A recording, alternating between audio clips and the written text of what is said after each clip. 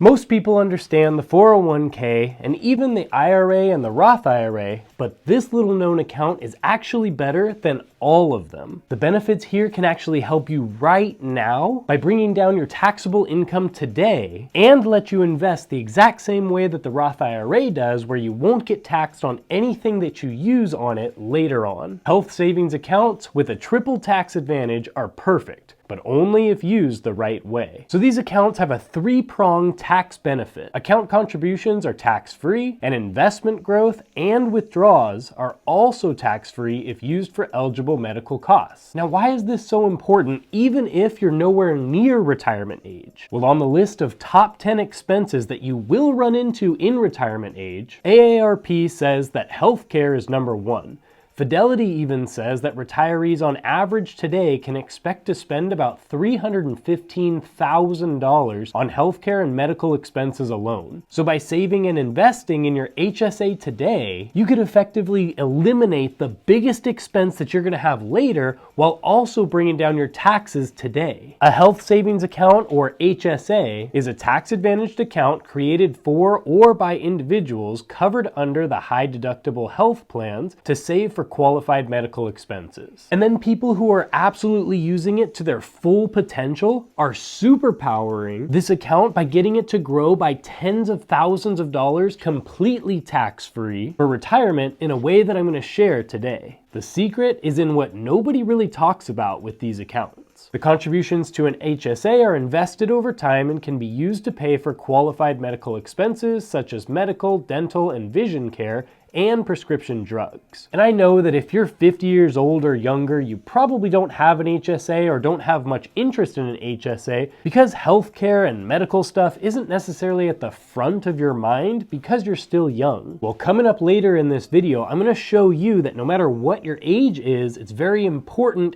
and advantageous for your taxes for you to be investing in this right now. And there's a way that you can superpower that net worth with this account and not even have to use it on medical expenses only. I'm Nolan Govea. My students call me Professor G, and I made this channel to make investing simplified. So let me first explain the rules to be able to have an HSA so that you can understand the basics there. And then I'm going to go over how you can supercharge this thing to get the ultimate benefits. In order to open and fund an HSA, the first thing you have to do is you have to have a qualified high deductible health plan. You also have to have no other health coverage, you can't be enrolled in Medicare, and you can't be claimed as a dependent on someone else's tax return. The maximum contribution for an HSA in 2024 is $4,150 for an individual and $8,300 for a family. The annual limits on contributions apply to the total amounts contributed by both the employer and the employee. Individuals age 55 or older by the end of the tax year can make catch-up contributions of an additional $1,000 to their HSAs. You can basically open up an HSA the exact same way that you did with your 401k if your employer has that as an option for you. And then if not, you can open one up on your own the same way you'd open up an IRA with Fidelity or with Charles Schwab. So even if your employer doesn't offer this, you can do this on your own. It's just crazy that people don't talk more about the HSA because there's so much good that comes from this account. And here's a couple of the pros. The first one is that contribution tax advantage. Employer and individual contributions by payroll deduction to an HSA are excluded from the employee's taxable income. An individual's direct contributions to an HSA are 100% tax deductible from the employee's income. Earnings in the account are also tax-free. Then there's also distribution tax advantages. Distributions from an HSA are tax-free, provided that the funds are used for qualified medical expenses as outlined by the IRS. Distributions used for medical expenses covered under the HDHP plan are included in determining if the HDHP's deductible has been met.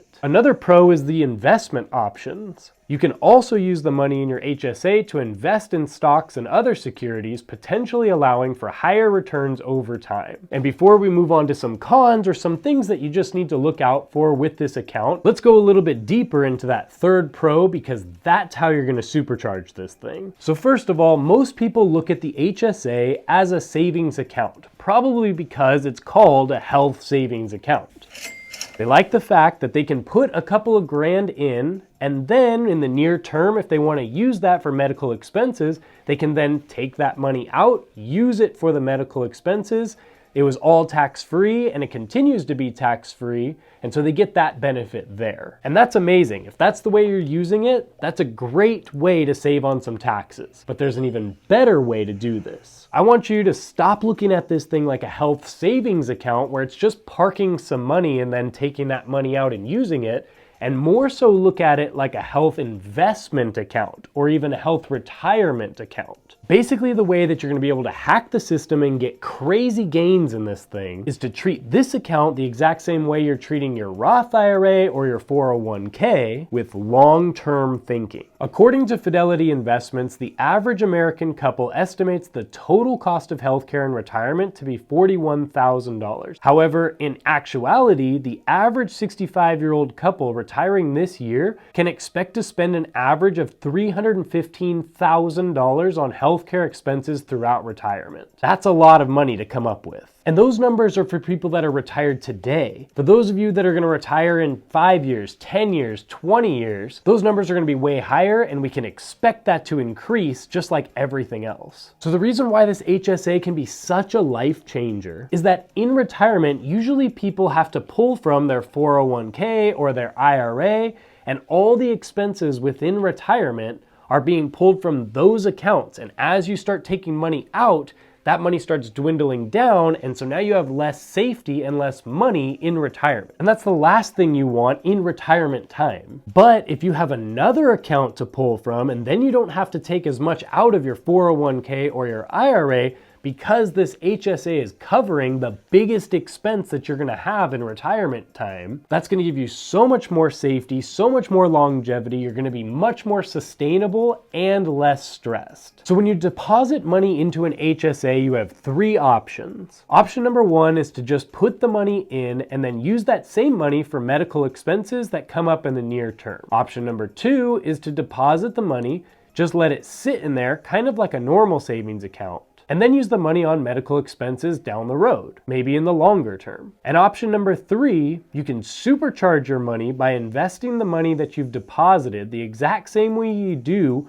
when you do an IRA or even 401k. So for those of you that have already adopted the absolute best way to invest, which is my 3-fund portfolio that's absolutely crushing everything else out there and has simplified investing big time, you can invest in those 3 funds here in your HSA as well. Your money will grow and compound the exact same way here as it does in your IRA or even brokerage accounts. But as I've said multiple times in this video, you get many different tax advantages with this account. If you're investing in a solid dividend fund like SCHD or VYM, your appreciation and dividends will be tax-free. For a couple to max out their contribution at $8,300 per year, that's about $692 per month. If you're aged 45 and have 20 years left to let it grow, and you get the average that the S&P 500 has appreciated at 10%, you could have almost $500,000 in this account by retirement age, which will be more than enough to keep you safe through that time. The last pro on this list is the fact that you could actually use this account later on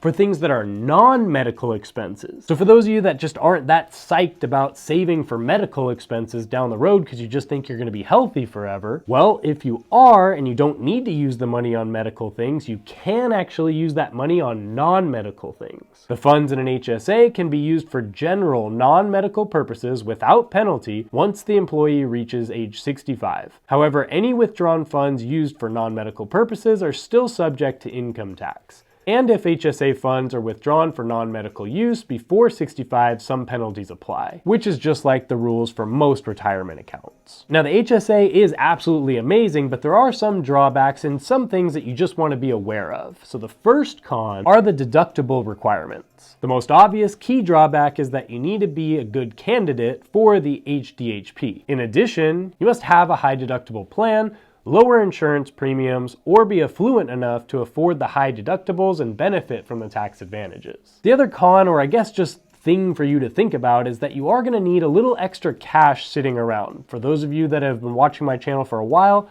I've told you that you need to have safety in like a high yield savings account or something that's not in an investing account for things like this. Individuals who fund their own HSAs, whether through payroll deductions or directly, should be financially capable of setting aside an amount that would cover a substantial portion of their HDHP's deductibles. So in that emergency savings account, that's what this money would be used for. If you have an emergency and you have a bill of like $2,000, hopefully you will have had some money sitting in the emergency savings and you can use that for that. Then you can keep doing what you're trying to do here with the HSA. Some other things to consider are very much so for those of you that live in specific states. HSA contributions are taxed by California and New Jersey. These states don't have state income taxes, so the state tax benefit is not applicable. Alaska, Florida, Nevada, New Hampshire, South Dakota, Tennessee, Texas, Washington, and Wyoming. And then New Hampshire and Tennessee tax any HSA earnings, like the investment gains and the interest, but not the HSA contributions. It is kind of weird that it's different based off of different states, but just make sure that you understand that. And the last thing that I just want to bring to your attention is not necessarily a con, but more so a caution. Just like with any investing, if you absolutely need this money in the near future, in the next year to even 3 years, it's not the best idea to put all of your money into investing. The stock market can go up and it can go down. And if you need that money at a time when the stock market's down and you have to sell, that's going to be a point where you lose money, and we don't want that, especially near retirement age. So to be very safe, if you're anywhere near retirement age or actually in retirement age, it's just a good idea to do what I've said on multiple videos, which is to have a bunch of cash in a high yield savings account sitting there just for emergencies. For most people, especially in retirement age, I suggest to try to have up to 3 years worth of living expenses sitting in that high yield savings account. At the very least, having 1 year's worth will keep you very safe. Your tax professional can help you with a solid strategy there, but for me, I choose to be very safe more than anything else. To watch more information on that 3-fund portfolio that I was talking about earlier, watch this video. And if you've already seen that video and you already invest in that 3-fund portfolio, then go ahead and watch this video to keep supercharging that net worth.